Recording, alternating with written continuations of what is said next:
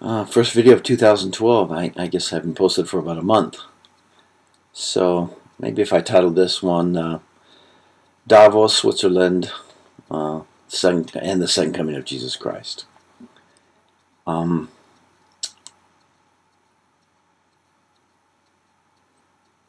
so much is going on in the world. And here we are in 2012.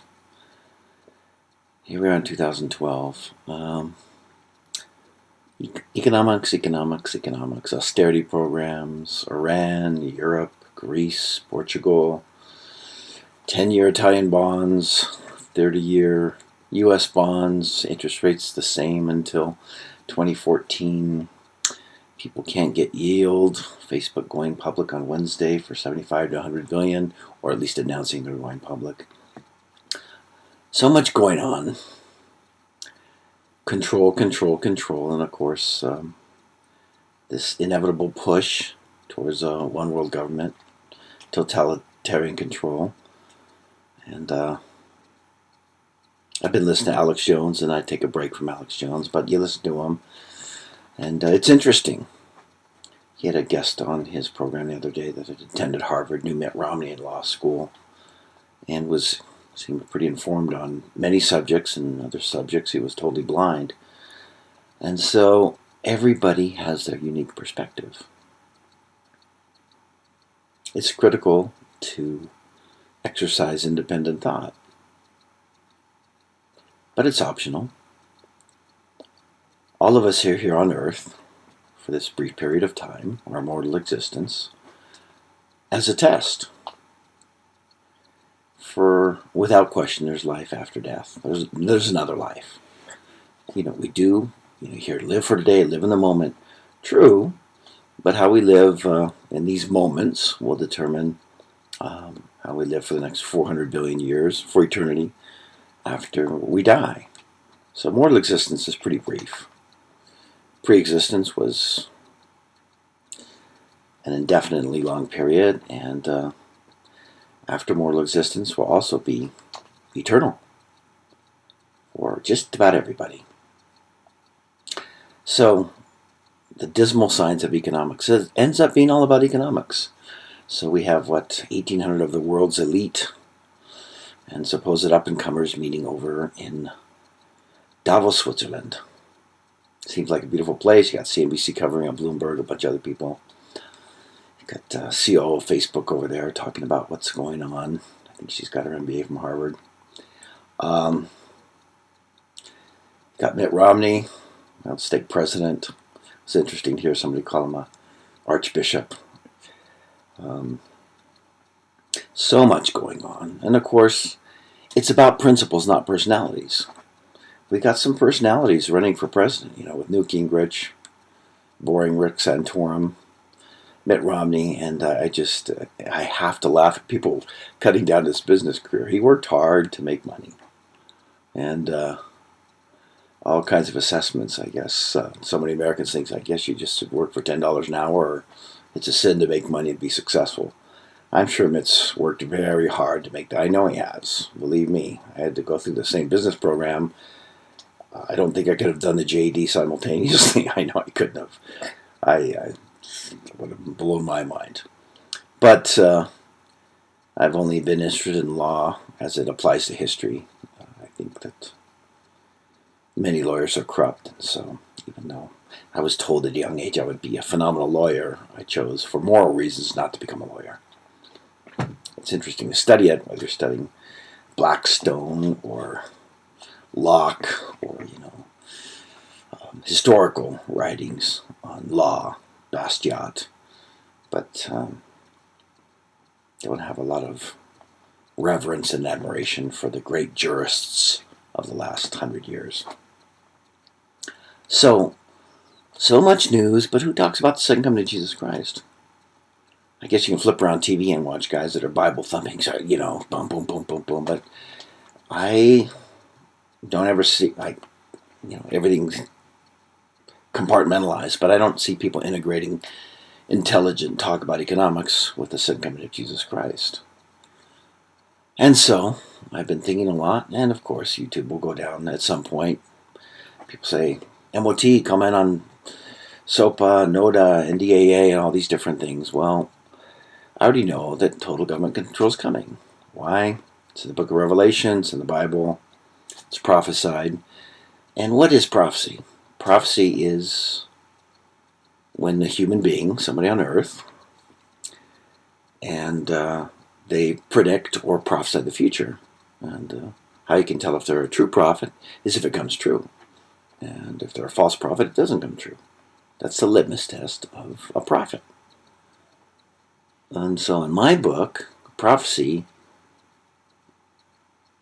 of true prophets comes from very intelligent beings maximizing their intelligence. There's a quote that I really like, that the glory of God is intelligence, or in other words, light and truth. And then they make that forecast or that prophecy based on light and truth. In the Bible, I think it says, would God that all Israel were prophets. So it's not a sin to try to become a prophet. In fact, if you believe in the Bible, you're enjoined to become a prophet or maximize your clairvoyance, your view, your insight into the future. And so we're going for totalitarian control. I was watching Larry Summers out of Davos. Larry Summers lost some weight, looks a lot better, taking care of himself, and I think we all should in 2012. And Larry Summers harkened back to some quote from 60 years ago from John Maynard Keynes. So he's a dyed-in-the-wool Keynesian. And he explained how it's important for people to spend, and the Germans are basically messing things up by not spending and being saving and working hard. So fascinating to listen to the logic of Larry Summers. So when I make a forecast or think about the future, I'm just using intelligence, having read, thought, felt, to make a projection. And I appreciate those people that give me positive feedback. Okay, I get lots of different feedback, and not too much feedback lately because I haven't been active. But thanks.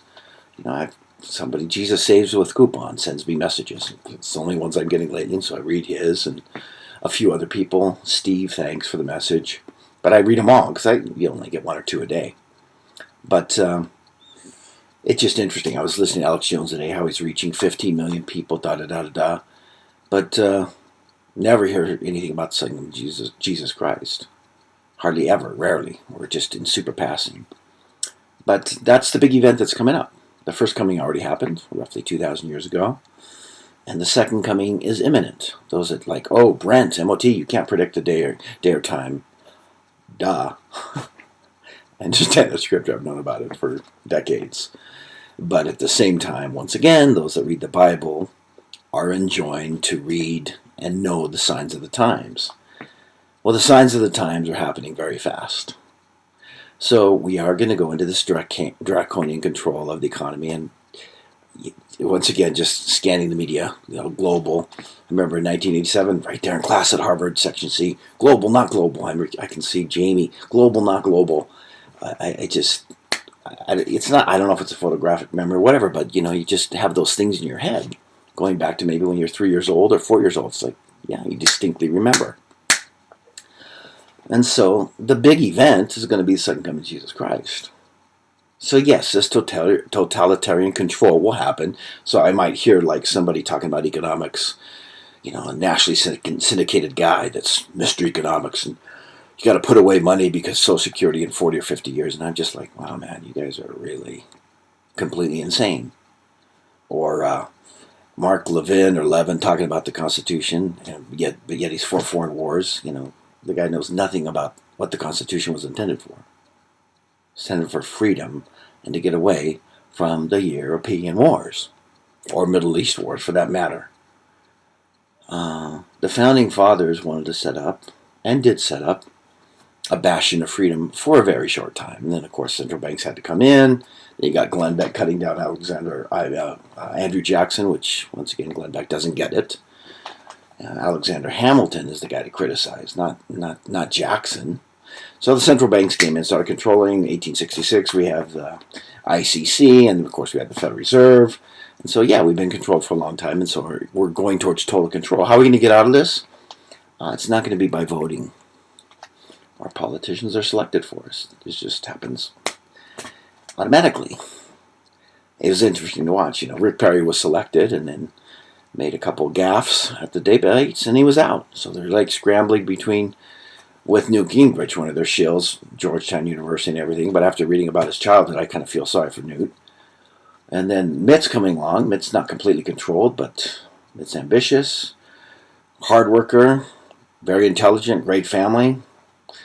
Met his family at church. Tag, fantastic kid, wonderful wife. So Mitt would make a good president, except that the principles, George Washington, no foreign wars. We don't need a war with Iran. It's ridiculous to even think about having a war with Iran. But as you know, there's people that are serious that we got to go over to Syria and Iran and basically take over the Middle East. If you look at it historically, it's really amazing. But the juggernaut of the U.S. military-industrial machine, has just continued and continued and continued until now. It's has global domination, or whoever controls our military machine. So this is going to happen for a while, and of course, the mark of the beast, all the stuff in Revelations, and Daniel and Isaiah. Of course, 7 women are going to take hold of one man. Why? Because there'll be few men left. Why? Because they'll go to war. They'll be killing each other. A lot of men will die. A lot of women, but more men than women. That's why Isaiah, 7 women will take hold of one man. How soon will that happen? Is it wrong to think about the future? Probably within 3 or 4 years that'll happen. You going to collect Social Security in 5 or 6 years? Of course not. If you understand math and economics, it's over. It's completely over. And this artificial Fed low rate thing, I watch TV, I'm watching gold, I watch. But, you've got people that control the money supply, which is artificial. It's button pushing. It's button pushing. So, the truly intelligent know that Babylon the Great shall fall, and great shall be the fall thereof. But I don't think anybody in Davos, Switzerland realizes that. They think they're extremely intelligent, but your net worth doesn't determine your intelligence. Your degree of righteousness, how close you are to God. And if you understand the plan of salvation, and you can be forgiven of your sins through the atonement of Jesus Christ. So Jesus Christ is coming back, second coming. He will appear a few times to some people before prepare for the second, in preparation for the second coming, because there's a big cleansing before the second coming. It doesn't just need to be PNAC and the eugenicists, Maurice Strong and everybody wiping people out with their ideas, or those old Stanford professors about the population bomb, which were totally wrong. There'll be a cleansing. A lot of men will do it, and then the pale horse will do it, and the white horse, Christ, this time, he's going to kick some serious butt. He's not going to kill, but he is going to cleanse. And so there'll be all kinds of cleansing going on, and there will be few men left. So the intelligent will have a Bible, and I will have a Book of Mormon, but I will read it and think independently. I won't have some professor at BYU saying, Brent, you got to think this way about the Book of Mormon. This is what this means. Really? So secret combinations means organized crime, the mafia. BS. Secret combinations is a conspiracy. And you go ahead and figure that out. Just so we'll be judged according to how we live our life. Conspiracy is pretty much tightening the noose completely, but it'll be tied a lot more completely. We'll have famine, starvation here in the United States within 36 to 48 months by food shortages, man-made and otherwise.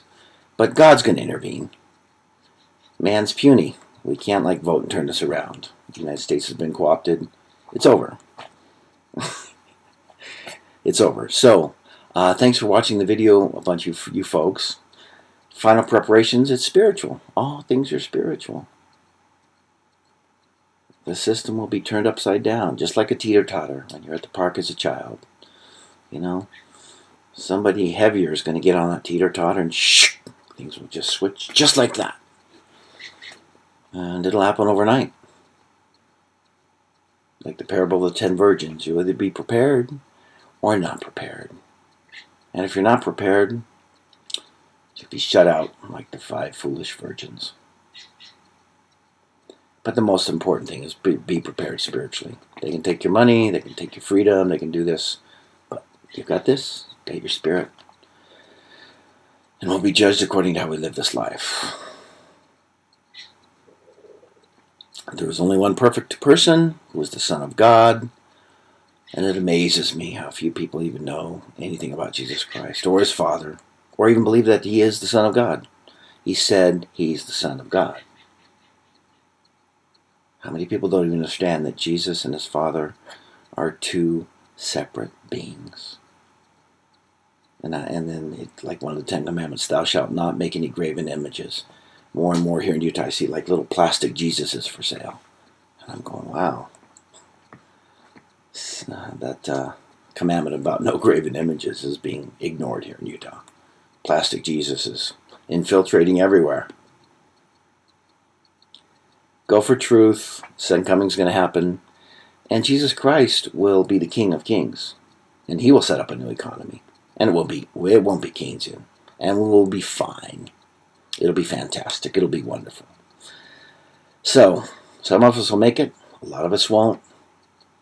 But those that will, it'll be a nirvana for 1,000 years. So the collapse and the cleansing before the millennium is to set up for the millennium. This is the final test, the final countdown. And it's not going to be saved in Washington. And it's not going to be saved. I laud Alex Jones and Ron Paul.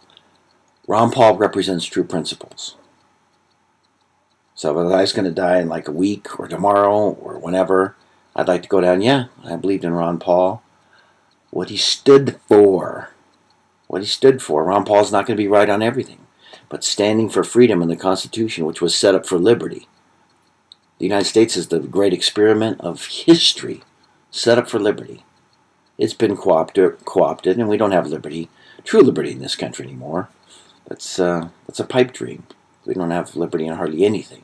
And it's going to be curtailed even more. But we still have freedom to think, to do a lot of things. I guess you can't grow a garden in Chicago, but hey, self-sufficiency. But the nuclear war is coming, and the fallout will wipe out a lot of gardens. So you got to think beyond the garden. Nuclear war is coming. Fallout's coming. Of course, I'm worried about Fukushima. I'm worrying about I understand the increased cancer rates, and we're already getting hit radiation. But Fukushima is nothing compared to what will happen in the near future. God bless you. It's about principles. It's about where you stand. Even if you stand alone. If you stand alone in the truth, that's where you need to be. If the 99% stand for falsehood, where do you want to be? You want to be with the truth. Whether you're 0.01, 0.001, or 0.00001. You want the truth. And for many of you, it's in your soul. It's in your heart. The true law is written in your heart.